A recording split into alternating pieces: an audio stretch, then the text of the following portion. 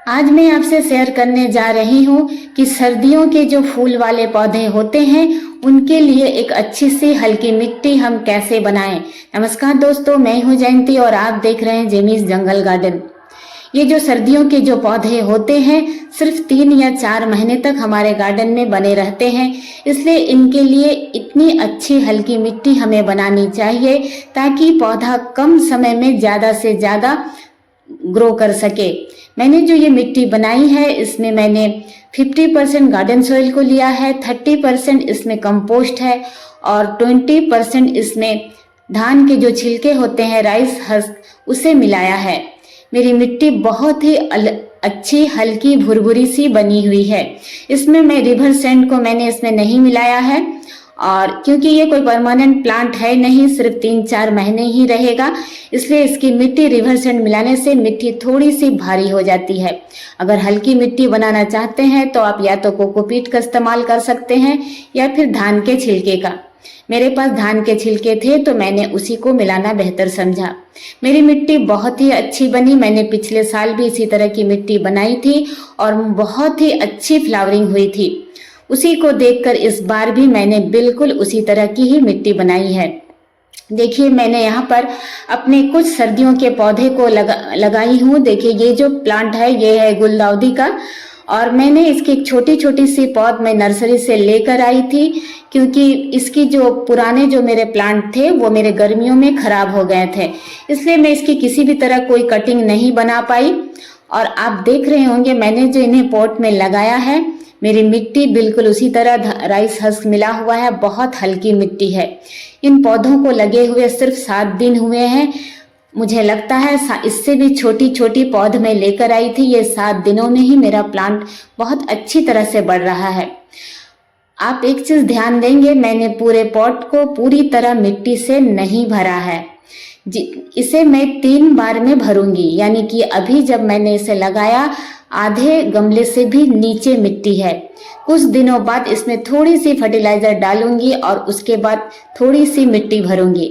इस तरह करते हुए इसमें मैं 3 बार में इस पॉट को पूरी तरह भरूंगी। ऐसा करने से बहुत अच्छे रिजल्ट मिलते हैं। अगर आप चाहें तो पहले पौधों को छोटे पॉट में लगाएं, फिर उससे बड़े पॉट में शिफ्ट करें। देखिए मेरी मिट्टी कितनी हल्की है। तो ऐसी हल्की मिट्टी में पौधे बहुत तेज गति से बढ़ते हैं। अगर आपके पास समय है तो आप ऐसा कर सकते हैं, लेकिन मैं बार बार रिपोर्ट करना नहीं चाहती हूँ, इसलिए मैं इस तरह से अपने पौधों को लगाती हूँ। ये थोड़े बड़े साइज के पॉट है, इसलिए इसे 2-3 बार के मिट्टी डालने के बाद ही मैं उसे भरूंगी।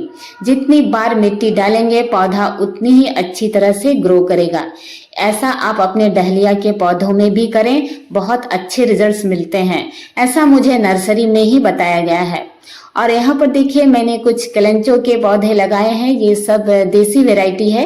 एक प्लांट वेरीगेटेड है और सभी को मैंने छोटे छोटे से नर्सरी पॉट में ही ग्रो किया हुआ है, क्योंकि विंटर में मुझे बहुत सारे फूल वाले पौधे लगाने हैं। बड़े बड़े अगर पॉट में लगाती हूँ तो फिर रखने की जगह नहीं होती है। गार्डन में ऐसे भी जगह की बहुत कमी है।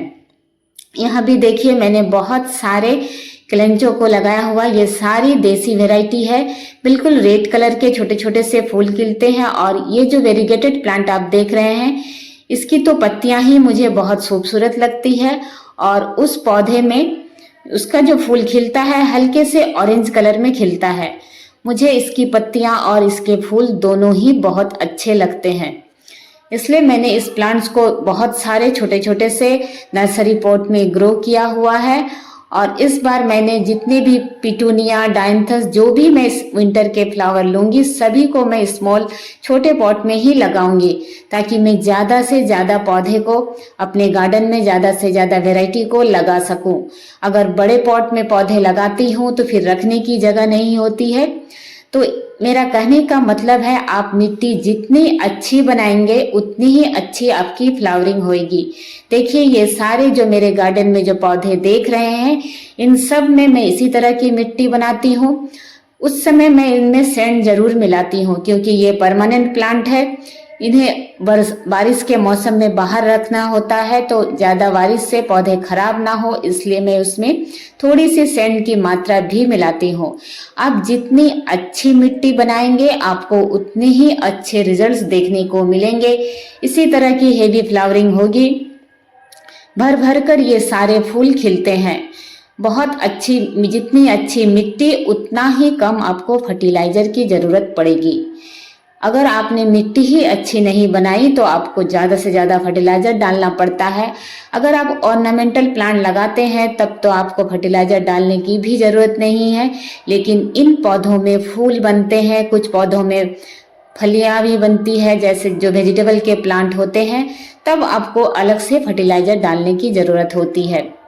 देखिए मेरे इक्ज़ोरा में इतनी अच्छी जो फ्लावरिंग दिख रही है आपको, ये सारी एक अच्छी मिट्टी का कमाल होता है।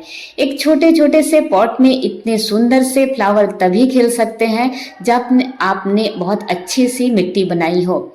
आप जो भी खाद इस्तेमाल करते हैं सभी चलती है, लेकिन अगर इस तरह के प्लांट का शौक है तो पत्तियों की खाद का इस्तेमाल जरूर से कीजिए।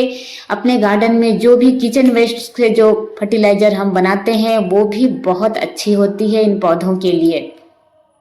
आपको बाहर से ज़्यादा फर्टिलाइजर खरीदने की ज़रूरत नहीं पड़ेगी। घर में अपनी खुद की कंपोस्ट जरूर से बनाएं।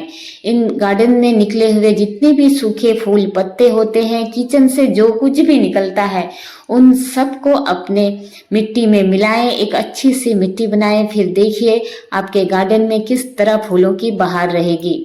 अगर आपको मेरे ये वीडियोस पसंद आते हैं तो प्लीज़ मेरे चैनल को लाइक, शेयर और सब्सक्राइब करना ना भूलें। मुझसे जुड़े रहने के लिए बेल आइकन को भी प्रेस करें और मेरे ये वीडियोस आपको कैसे लगते हैं ये भी मुझे कमेंट्स कर बताएंगे तो मुझे बहुत अच्छा लगेगा।